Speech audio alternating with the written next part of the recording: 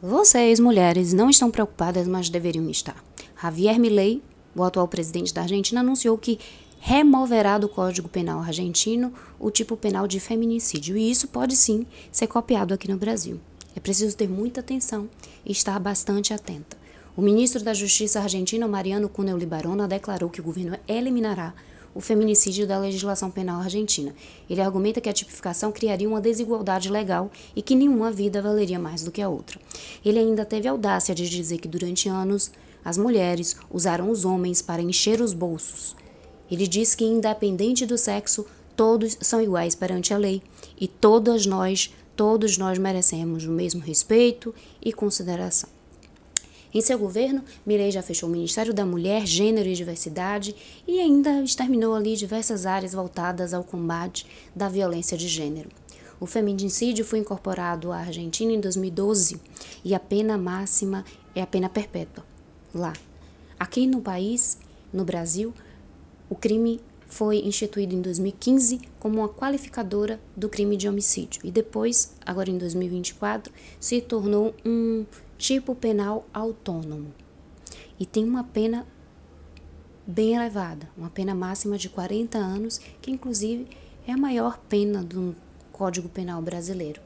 Mas tudo pode mudar, afinal de contas, temos um Congresso já conservador e se houver mudança no presidente, inclusive foi eleito alguém de extrema direita que adote o populismo reacionário, pode ser sim que sancione uma legislação que revogue o feminicídio.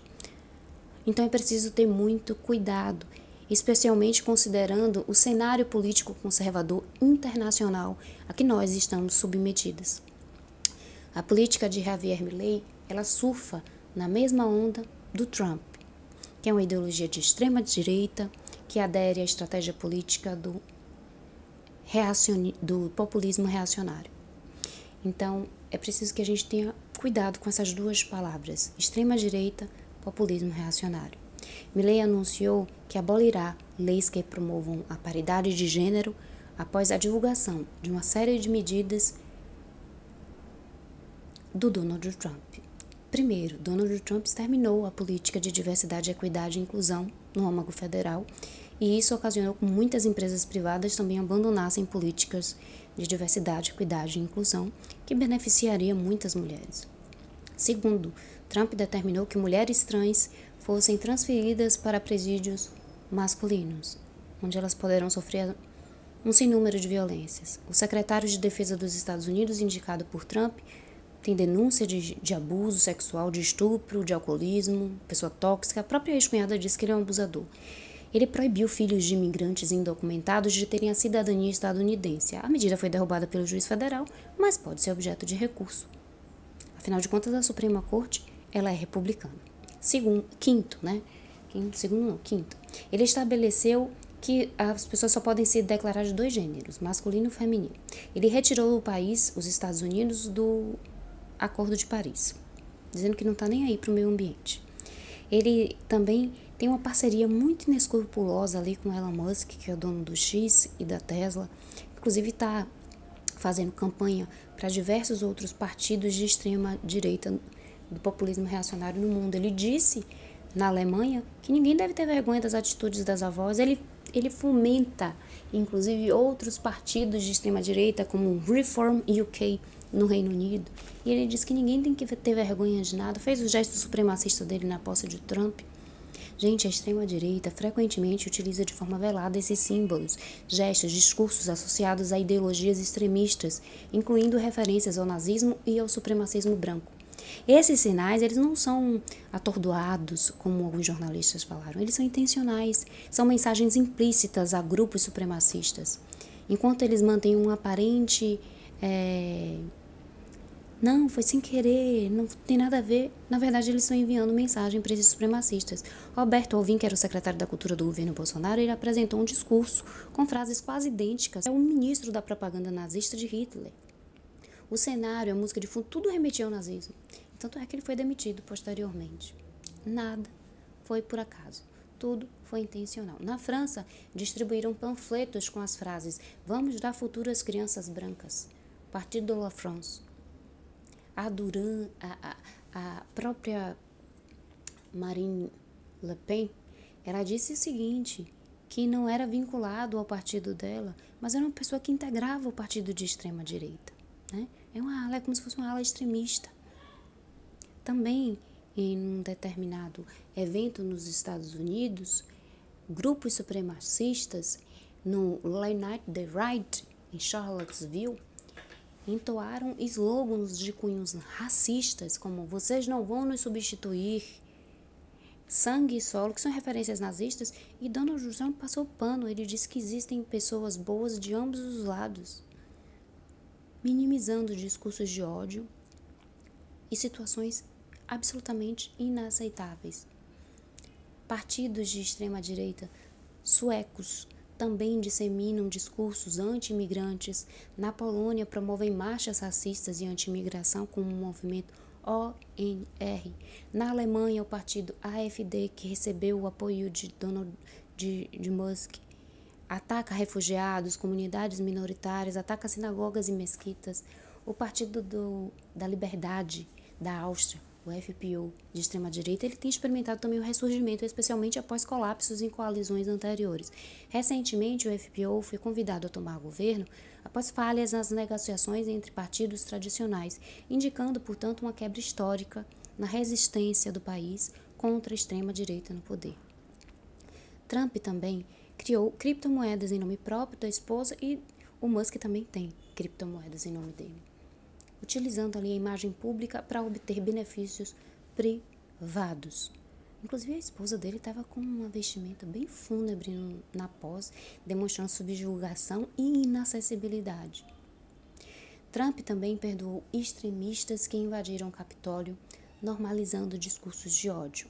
Ele nomeou ainda 3 ministros na Suprema Corte extremamente conservadores que reverteram a decisão Roe versus Wade, que garante o direito constitucional ao aborto a mulheres. Isso levou estados a proibirem o aborto. A gente teve até Mary Edgar Bade, que enfrentou o Trump pedindo misericórdia pelos vulneráveis, depois ele disse que ela tinha que pedir desculpa a ele. Trump perdoou policiais que mataram um jovem negro durante uma perseguição. Um deles havia sido condenado até na segunda instância. E isso faz com que ele admita condutas racistas. Isso faz com que ele admita discursos supremacistas. Isso faz com que ele negocie com discursos de ódio. Nós que lutamos pelos direitos das mulheres, portanto, precisamos urgentemente entender que hoje o mundo já conta com presidentes de extrema-direita e populistas reacionários.